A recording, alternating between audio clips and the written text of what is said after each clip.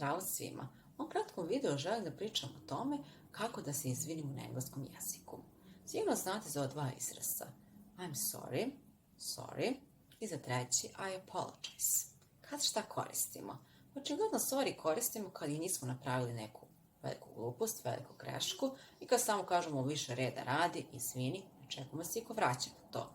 Isto važi za my fault i ever so sorry.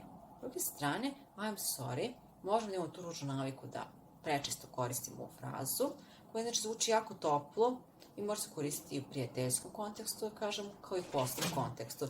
Sve zavisnosti od situacije. S druge strane, I apologize možemo da koristimo u situacijama kad želimo da se nekome izvinimo na engleskom jeziku, ali smo napravili veću glupost, recimo u privatnoj komunikaciji. S druge strane, možemo koristiti dosta i u poslovnoj komunikaciji, nema tu problema. Takođe, pored toga, možemo da kažem, u pisanoj formi budemo još kreativniji i inovativniji.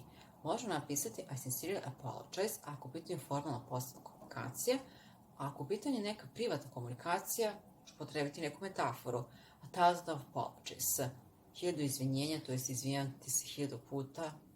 Please forgive me. Molim te mi oprosti. Or please understand me. Molim te me razumi.